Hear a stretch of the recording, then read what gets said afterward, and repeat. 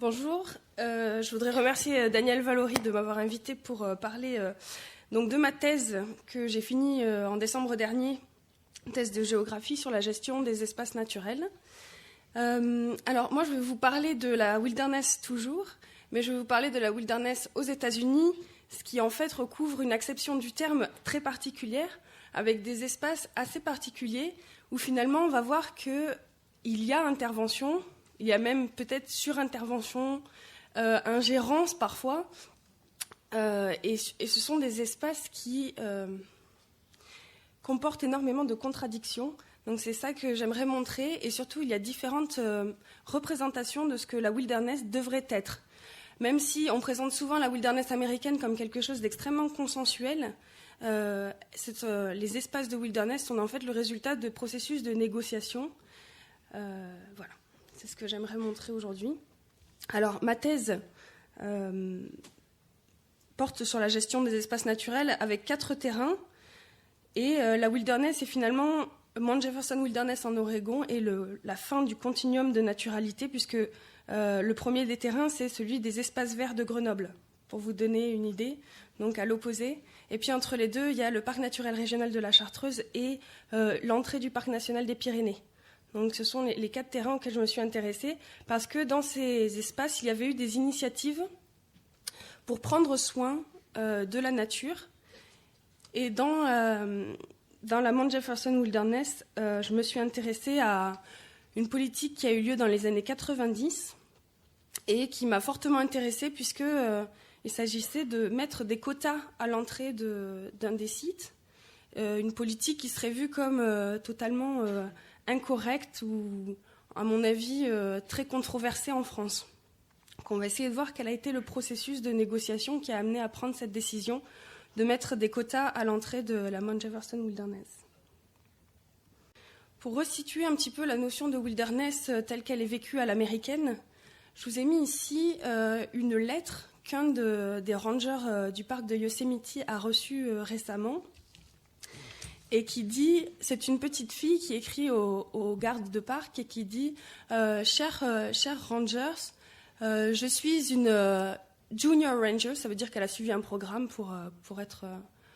Enfin voilà, elle est allée au parc de Yosemite pendant les vacances et elle a accidentellement ramené chez elle 2 petits bâtons en bois et elle sait qu'elle n'est pas supposée ramener des choses de la nature chez elle, et donc elle explique au park ranger qu'elle aimerait elle renvoie les 2 petits bâtons qui sont scotchés sur la feuille, et elle dit « J'aimerais que vous alliez les remettre dans la nature, s'il vous plaît ». Donc cet exemple, je trouve assez parlant de ce que peut être la wilderness à l'extrême, c'est-à-dire cette frontière entre un monde où la nature serait et un monde où la nature ne serait pas. Et donc les petits bâtons n'ont pas lieu d'être dans sa chambre, et donc elle les renvoie au parc pour qu'ils les remettent. Alors j'ai demandé à un panel de personnes, de 80 personnes, de me décrire ce qu'était la wilderness pour eux. Alors c'est un panel assez hétérogène d'amis, c'était vraiment un terrain exploratoire au début avant de me rendre sur le terrain. Et donc pour eux, la wilderness, mais ce sont des Américains, ils disent, en fait pour définir la wilderness, ils utilisent en priorité le terme wilderness, c'est-à-dire qu'il y a très peu de mots qui peuvent venir remplacer ce terme. Et donc c'est le mot wilderness qui apparaît le plus, mais c'est quand même un endroit. Et le 3e mot qui revient le plus, c'est les humains, mais c'est l'absence d'humains, parce que la plupart du temps, c'est no human activities ou no human presence. Et puis, il y a un mot qui est intéressant, c'est le mot freedom, qui apparaît donc à peu près au même niveau que away, donc avec la distance, mais freedom, la liberté, donc c'est un espace où on se sent libre. On va voir que c'est pas forcément que c'est assez relatif, en fait. Selon le Wilderness Act de 1964, alors bon, il y a énormément d'interprétations de cette loi. Moi, je vais suivre Roderick Nash quand il dit qu'il y a 2 termes qui sont extrêmement importants dans cette loi, qui sont untrammeled et solitude. Untrammeled, ça veut dire qui n'a pas été impacté. Non, pas du tout. En fait, souvent, on a l'impression que c'est untrampled, le mot. Et untrampled, ça serait un espace qui n'a pas été piétiné, sur lequel on n'aurait jamais marché. Alors qu'en fait, le terme, c'est untrammeled, et ça veut dire qu'il n'y a pas de limite ou de normes qui viendraient cadrer les comportements dans cet espace, ce qui est très différent de Untrampled.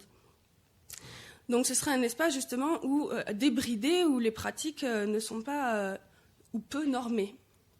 Et puis la solitude, qui est une valeur très très importante qui est rattachée à la wilderness, en tout cas qui était très très importante pour les fondateurs de la wilderness. Et on va voir qu'aujourd'hui, avec les nouveaux publics qui fréquentent la wilderness, on a un problème justement à ce niveau-là. Alors, la wilderness, donc espace untrammeled ou pas. Donc là, je vous ai photographié des panneaux à l'entrée de la Mount Jefferson Wilderness où il est interdit de camper à plus de 5 mètres d'un poteau qui indique un terrain de bivouac. Il est interdit de faire du feu à moins de 30 mètres de l'eau, donc de l'eau d'un lac ou d'une rivière ou d'un chemin. Bon, évidemment, les quads ne sont pas les bienvenus, mais les vélos non plus. Alors, il y a des règles pour les cavaliers qui doivent amener leurs graines. Et ils doivent amener des graines qui soient certifiées, compatibles avec l'espace. C'est-à-dire qu'ils ne doivent pas amener des graines qui vont apporter des plantes invasives dans la wilderness. Donc, il y a une certification et donc les cavaliers qui voyagent à cheval doivent amener ces graines-là. Alors, il y a un pass qui est requis à l'entrée. Donc, les visiteurs doivent payer une certaine somme d'argent pour avoir accès à la wilderness à l'année. Donc, c'est 5 € à l'année, c'est pas non plus excessif. Alors, les armes sont prohibées. Parlez-moi de liberté aux États-Unis. C'est quand même étonnant. Et puis, la cerise sur le gâteau, c'est quand même qu'il faut obtenir un permis qui est limité en nombre, qui n'est pas payant, mais pour aller camper ou même voyager à la journée dans la Mount Jefferson Wilderness, en particulier à Pamelia Lake, qui est un des sites, il faut un permis. Et celui-ci, donc il y a un quota, donc c'est 20 groupes par jour. Donc au-delà de, si vous êtes le 21e groupe, vous devez changer d'endroit. La Mount Jefferson Wilderness, je vous la situe, c'est au nord-ouest des États-Unis, à côté de Portland. Enfin, à 2h30 de Portland, mais à côté en termes américains. Et donc, ça se situe dans la Willamette National Forest. C'est un petit bout d'un espace protégé plus grand. Donc, j'ai demandé aux visiteurs de la Mount Jefferson Wilderness de me décrire l'endroit avec 3 termes de leur choix. Si vous aviez 3 termes pour décrire cet endroit, lesquels utiliseriez-vous? Et donc, celui qui revient le plus souvent, c'est beautiful. Pristine, c'est-à-dire qu'il n'a jamais été touché. Pristine, c'est souvent un bon synonyme de wilderness aussi. C'est encore plus wilderness que la wilderness. C'est intouché.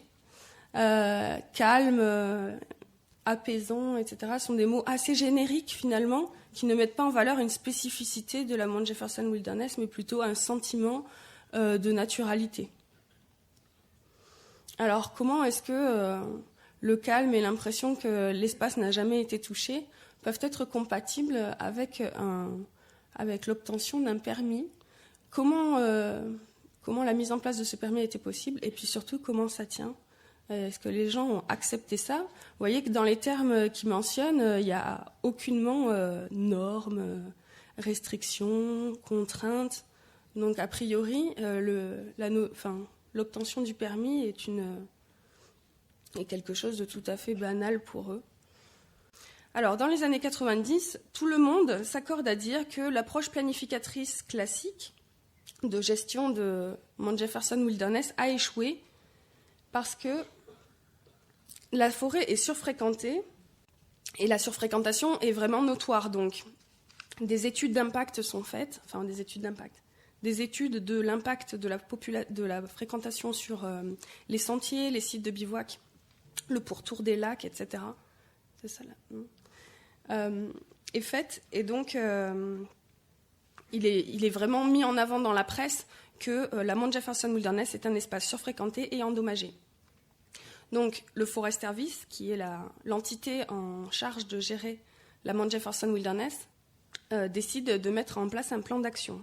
Comme l'action planificatrice a montré des limites, il décide d'ouvrir la gestion à un groupe de citoyens pour que ce groupe se prononce sur les mesures à prendre. En fait, Compte tenu des standards de la wilderness et de la situation présente de Mount Jefferson Wilderness, ils savent que pour faire correspondre les deux, il va falloir prendre des mesures draconiennes. Et ils savent aussi que si le public n'est pas d'accord avec les mesures qui sont prises, ces mesures ne serviront à rien parce qu'elles ne seront pas appliquées. Donc l'idée, c'est de choisir un traducteur, c'est-à-dire un groupe qui va prendre la décision à leur place. Alors ce qui est très original dans le montage du focus group, c'est que les gens sont sélectionnés sur CV et lettres de recommandation alors qu'il s'agit de bénévoles. Mais ce processus que je peux appeler une communication engageante finalement, où je ne sais pas si vous avez lu Joule, le petit manuel de manipulation à l'usage des honnêtes gens, on appelle ça la technique du pied dans la porte, ou de l'escalade d'engagement, où une fois que les personnes sont obligées de se motiver à fond pour participer, elles ne vous lâcheront pas. Et là, c'est ce qui s'est passé. Donc, pendant 2 ans, il y a eu une vingtaine de personnes qui se sont réunies pour discuter de l'avenir de la Mount Jefferson Wilderness. Et donc, ils ont sélectionné à la fois des personnes qui s'y connaissaient très bien en wilderness, c'est-à-dire qui savaient ce que la wilderness recouvrait, quels étaient les enjeux de sa protection, et puis une bonne connaissance des lieux, c'est-à-dire des gens qui avaient déjà randonné dans Mount Jefferson Wilderness, qui avaient la culture du débat, c'est-à-dire des personnes qui étaient habituées à participer à des focus group, et qui représentaient plusieurs intérêts. C'est-à-dire que si jamais vous êtes à la fois pêcheur et membre d'une association écologiste, que vous êtes randonneur et que vous avez aussi des enfants qui vont à l'école et vous êtes dans une association de parents d'élèves, alors vous êtes prioritaire pour faire partie du focus group. Alors le focus group se déplaçait, puisque vous avez vu, la forêt est assez grande. Et donc, aux 4 entrées de la Mount Jefferson Wilderness, il y avait des villes assez éloignées. Pour que les bénévoles ne fassent pas trop de route à chaque fois, le lieu de réunion changeait tous les 2 mois, c'était un endroit différent. Le covoiturage était organisé. Et je dis que le covoiturage, ça paraît un détail, mais en fait, il y a beaucoup de décisions qui ont été travaillées en amont dans les covoiturages. Je n'ai pas le temps de développer tout ça, mais il y a la scène principale et puis il y a beaucoup de scènes secondaires aussi. Là, dans cet extrait, on voit que vraiment le Forest Service prend un risque. On est dans les années 90, donc on est au balbutiement des politiques participatives. Ils ne savent pas trop dans quoi ils se lancent, en fait. Ils pensent que ça va être un atout pour eux de mobiliser le public dans un focus group. Mais en fait, c'est l'incertitude totale, parce que ça peut très bien les mettre en défaut aussi. C'est-à-dire que s'il y a des spécialistes de la wilderness qui connaissent l'endroit et qui disent qu'aucune mesure ne doit être prise, là, pour eux, c'est risqué. Ça veut dire qu'ils ne peuvent pas aller là où ils avaient prévu d'aller. Alors, pendant mon travail de terrain, à la fois, j'ai interviewé des gestionnaires, donc une trentaine, pas de gestionnaires uniquement, mais de bénévoles, etc.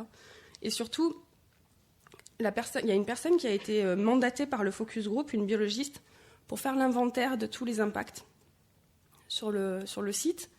Et elle a gardé ses comptes rendus de réunion qu'elle avait écrits à la main et ses notes personnelles. Elle avait un cahier, comme une sorte de carnet secret. Et elle me l'a envoyé par courrier, donc j'ai pu avoir accès à ses notes et à ses réactions à chaud sur les réunions qui s'étaient développées. Je trouve ça très intéressant de voir pour une fois, pas les doutes du public qui participe au focus group, mais de voir les doutes que la chercheuse peut avoir par rapport à la façon dont ces données vont être utilisées par le public. Donc ça, c'est la première réunion, elle sort et elle dit « Je n'avais pas du tout réalisé à quel point ce serait difficile, je me suis sentie perdue. La littérature ne rend pas compte de ce que l'on ressent quand on est plongé dedans. » Là, elle parle des politiques participatives. C'est comme si tous les repères que l'on utilise normalement n'étaient plus là. Quelles règles doit-on utiliser pour décider ? Comment décider de la façon dont on va décider ? Alors elle demande, est-ce que ça va être un vote ? Est-ce que je vais prendre part au vote ? Et surtout, ce qui la dérange, c'est qu'elle a l'impression qu'en présentant les données qu'elle a recueillies sur la Mount Jefferson Wilderness, c'est-à-dire la largeur des chemins, l'agrandissement des terrains de bivouac, le nombre de rencontres de visiteurs par jour, etc., tout un tas de données, elle a l'impression qu'elle va énormément influencer le public dans ses choix. En même temps, elle dit « Le groupe semble bien informé et bien préparé, nous devons être francs avec eux. Si on se fout de leur gueule, ils le sauront. » Donc il y a quand même aussi une méfiance. À la première réunion, elle dit « Les gens du Forest Service m'ont donné beaucoup de crédit et je ne suis pas sûre d'être à l'aise avec ça. Quiconque pense que les données parlent d'elles-mêmes aurait dû être là aujourd'hui. Je me suis mise à me prendre la tête sur la responsabilité que j'endosserai en présentant les données. Comment le faire sans préanalyser et décider quels petits bouts d'infos sont vraiment importants. Elle dit « Il est en mon pouvoir de déterminer largement les priorités du groupe. » En même temps, elle est assez enthousiaste puisqu'elle dit « Je pense que les chercheurs qui disent que les gens n'aiment pas la science se voilent la face. On n'a pas arrêté d'entendre des questions aujourd'hui sur ce qu'étaient les données et quand on les présenterait, les gens étaient intéressés par les données, les méthodes et les résultats. » Alors ça, c'était la première réunion. La deuxième réunion, elle présente les données le matin et l'après-midi, le groupe doit travailler par petits groupes, donc le public doit travailler par petits groupes, et elle dit « J'ai été très découragée à l'écoute de la discussion. » Ah, ça, c'est les 3 minutes. À un moment, je me suis dit que je ne devrais même pas leur procurer des données la prochaine fois, vu qu'aucune d'elles n'était utilisée.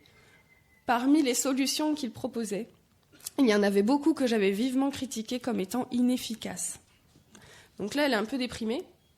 Et puis, la réunion numéro 3, vous voyez, j'ai été surprise de voir que les gens réutilisaient mes mots plus tard, en dépit de mon manque de données sur ça.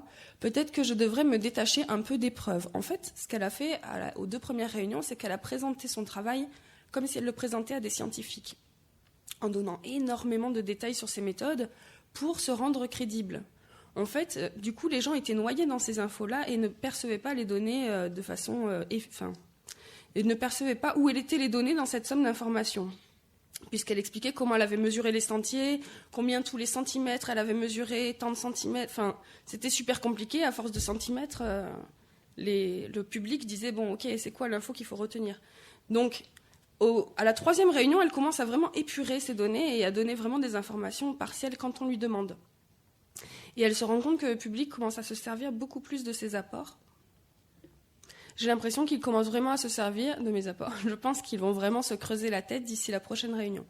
Le problème, une fois que le public donc, a compris comment il pourrait se procurer les données sur l'espace concerné, donc une fois qu'il acquiert ce savoir-là et les données, il se rend compte qu'il y a un énorme décalage avec les standards de la wilderness.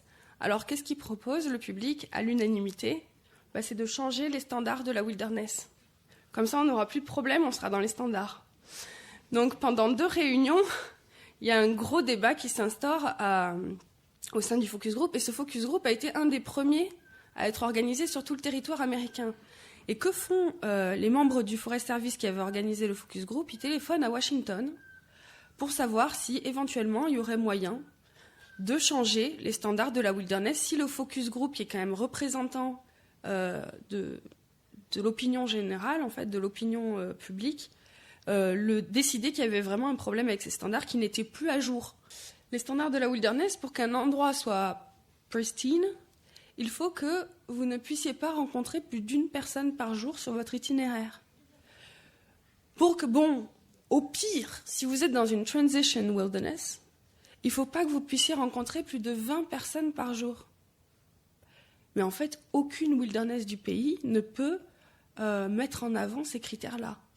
Donc ce que dit le focus group, c'est que Mount Jefferson Wilderness a des problèmes qui sont les mêmes que les autres wilderness du pays et que ce sont les standards qui sont vieillis et qu'on n'arrivera jamais à correspondre à ces standards qui sont beaucoup trop élevés. Ils arrivent à discuter... En fait, il y a une personne qui était absolument contre et qui parlait pour tout le monde. Ça, ils s'en rendent compte au fur et à mesure. Ça prend du temps, en fait. Donc on a à la fois des problèmes scientifiques, des problèmes sociaux, des problèmes culturels, mais on a aussi des problèmes... bêtement de personnes, en fait, dans un focus group. Donc, à une réunion, ce monsieur est malade, donc il ne vient pas. Et c'est l'occasion de se rendre compte que depuis le début, il a parlé pour beaucoup de monde et il a pris beaucoup de place, et qu'en fait, son avis n'est pas celui de tout le focus group. À partir de là, les membres du Forest Service leur demandent de faire des scénarios et de formuler donc la wilderness telle qu'elle pourrait être, mais au début sans se brider. Et ça, cette mise en scénario de l'avenir de la wilderness est accompagnée de visites sur le terrain qui permettent de se projeter beaucoup mieux sur les terrains qui sont impactés. Donc on a parlé de la faisabilité de différentes choses. Est-ce qu'on devrait prohiber les feux ou pas ? Et ça nous a aidés. L'équipe s'est en quelque sorte immergée dans la réalité des stratégies que l'on mettrait en application dans chacun des sites fréquentés. C'était marrant d'écouter ce que chacun avait à dire. Ça a été rare. Voilà, donc au départ, des propositions tout azimut. Pour vous donner un exemple, parce que j'ai plus beaucoup le temps, par exemple, il y a l'idée qu'on allait sortir tous les panneaux de la wilderness. Il n'y aurait plus aucun panneau Et donc, ça limiterait le nombre de visiteurs, puisqu'il n'y aurait que les personnes qui seraient extrêmement... Alors, dans les années 90, il n'y a pas de GPS. Donc, il n'y aurait eu que les personnes qui étaient extrêmement formées, extrêmement éduquées à la wilderness, et, avec beaucoup d'expérience, qui seraient allées dans ce site. Donc, il y a eu cette idée, mais je trouvais ça intéressant, parce que c'est un extrême. Alors, évidemment, ça va à l'encontre de plein de principes politiques américains, l'égalité, l'accessibilité des parcs. Donc, évidemment, ce n'était pas possible, mais ils se sont autorisés à penser jusque-là. Oui, alors après, les propositions se sont précisées, et puis après, il a fallu mettre en forme pour partager et pour rendre acceptable à un public élargi. Il y a eu une réunion publique où tout le monde a été invité, pas que les membres du focus group. Pour une fois, ça a été ouvert à tout le public. Et là, le focus group a présenté son travail avec le motto le focus group a travaillé activement et sans relâche pour comprendre la situation présente. Ce sont des héros, respecter leur travail, etc. Donc évidemment, personne du public élargi a dit que les recommandations du focus group n'étaient pas bonnes. On a quand même un petit peu des jeux de pression.